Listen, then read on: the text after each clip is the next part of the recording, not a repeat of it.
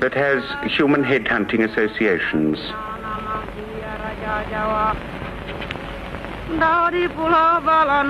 Nowadays, as you can see, new designs are creeping in. Someone seems to have seen a picture of the trooping of the color. Aeroplanes, too, are becoming symbols to replace the hawk and the hornbill as all-seeing eyes.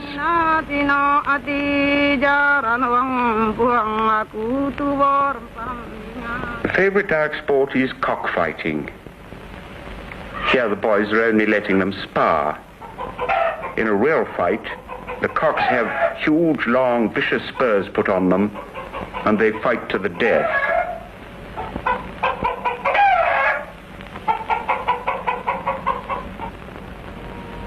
Being masculine and beautiful is very important amongst the Dayaks, especially the men.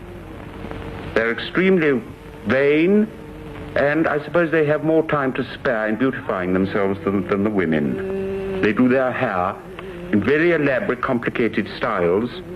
Sometimes they take hours to complete. The whole body is decorated with all kinds of tattooed patterns. It may take a man as much as 10 or 15 years to get the whole set complete. The patterns are put on with a stencil cut out of dried leaf. Ink is made from soot and pounded leaf, is then smeared over the stencil. It's pushed down onto the arm so that the pattern comes out on the flesh. This is quite difficult when the arm is round and the stencil is flat.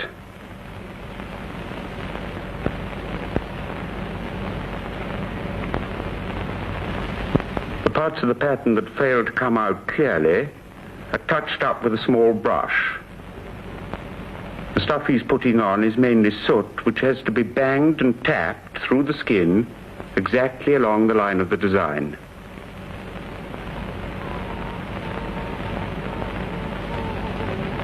Now the tattooer is tapping over the whole pattern with a thorn needle dipped into ink. He's tapping just strongly enough to break the skin and allow the ink to penetrate.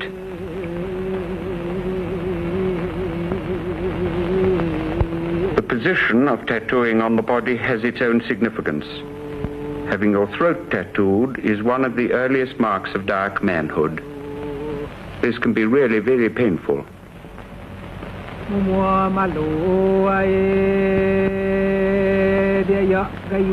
In this case, the stencil can't be fitted onto the throat, and the pattern has to be drawn by hand.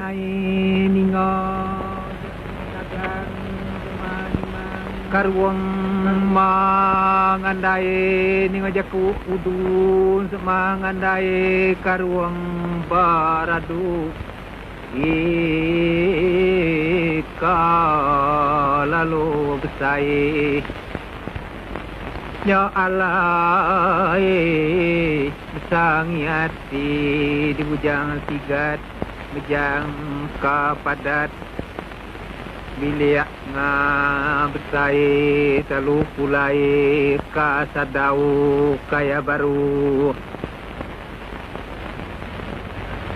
There are literally dozens of old traditional designs a Dayak man can choose from. Although it may not look like it, they're all derived from animals or plants. Often designs like this one will tell a story of a journey into the interior, or a successful adventure, or a year's work in some other part of Borneo.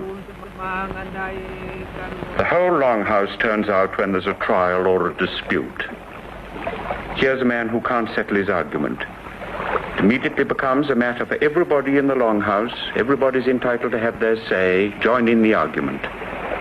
This is the other contestant in the case. It's more than a trial by jury, it's trial by the whole community. These discussions can go on for hours and hours, but they do usually reach a decision in the end. If a man has broken the customary law, then he's fined. Or if a man, as here, is having a dispute about who owns a piece of jungle, then usually there's agreement in the end.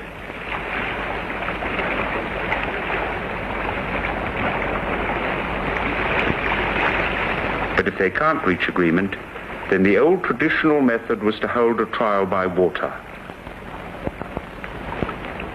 Here's one of the contestants being prepared by the chief to see how long he can stay underwater and here's the other. For them, it's a serious matter.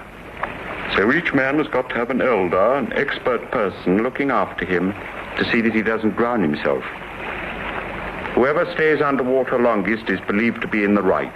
He wins the case. They start the test. He's hanging onto the stick for dear life.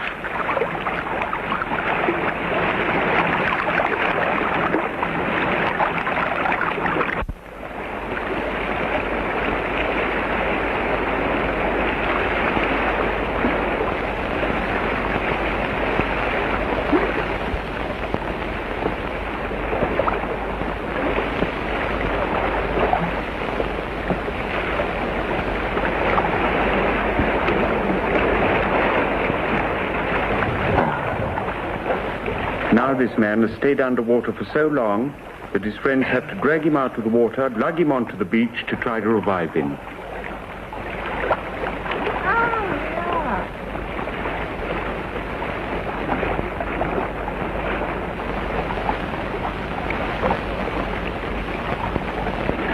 And the other fellow? He's all right, he's the winner. He's proved his case.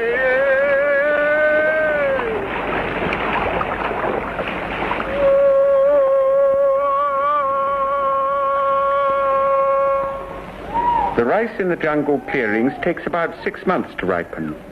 Then the families turn out to harvest it. They cut off only the ears with tiny knives. With luck, there'll be enough food for the whole of next year, 4 times a day. If there's not enough, it'll be near disaster. But this year, there's been a good harvest and everybody's delighted.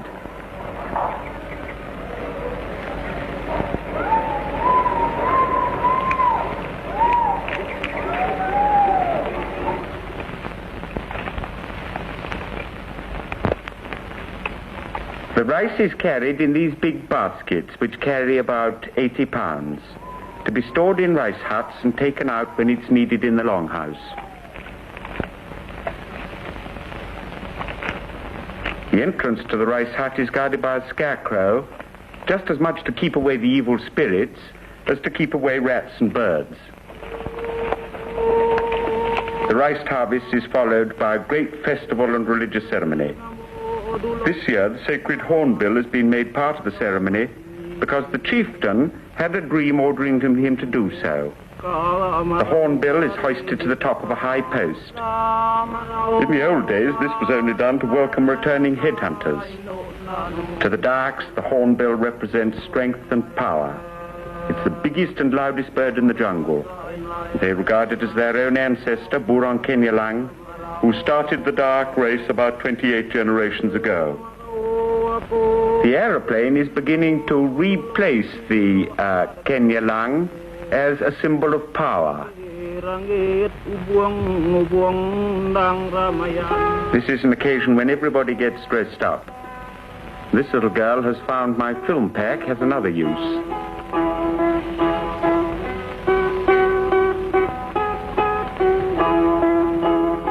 This is a chance for the women to beautify themselves as elaborately as their menfolk. Strings of silver dollars are hung round this girl's waist. This lovely headdress is supported by a cane interior frame hung all around with red, black, yellow and orange beads.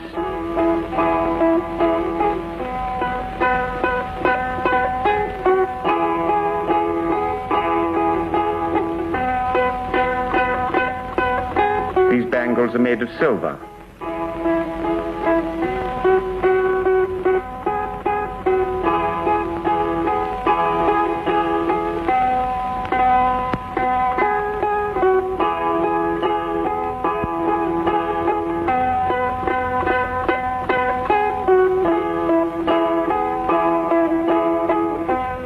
All the ornaments are treasured possessions carefully preserved for these feast days.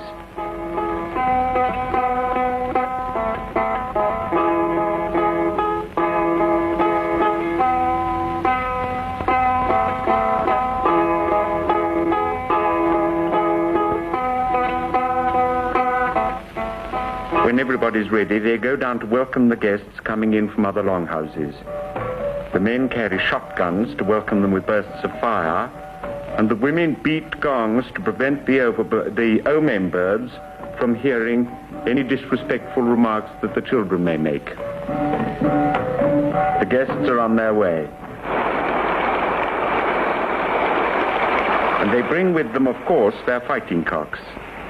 It may take several days of traveling along a river like this for neighbors to arrive at the scene of the party.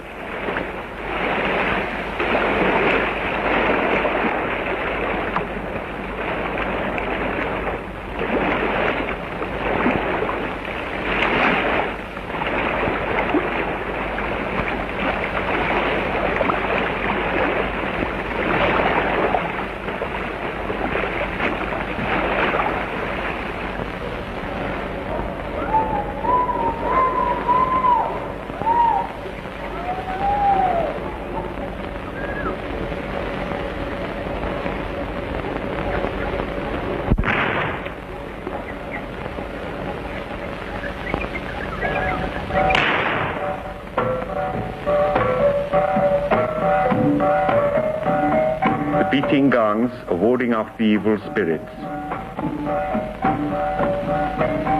The celebrations begin with the elders moving slowly round the longhouse veranda.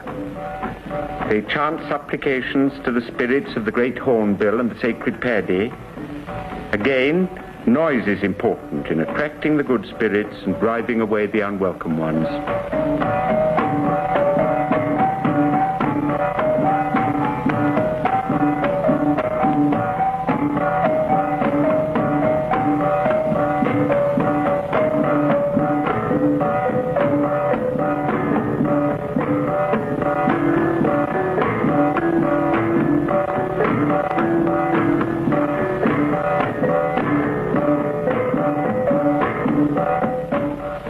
Drinking is always part of these kind of ceremonies.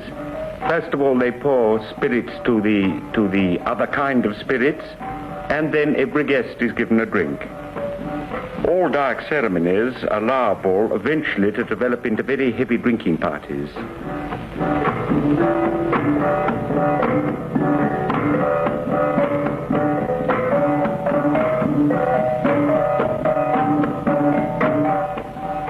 There are moments of gaiety and moments of seriousness. This is serious again, as one of the elders circles all the guests present with a sacrificial cockerel. Again, it's to propitiate the spirits. Eggs, rice, a little drink are put out as offerings, and the old man gives thanks for the good harvest and prays for the same again next year.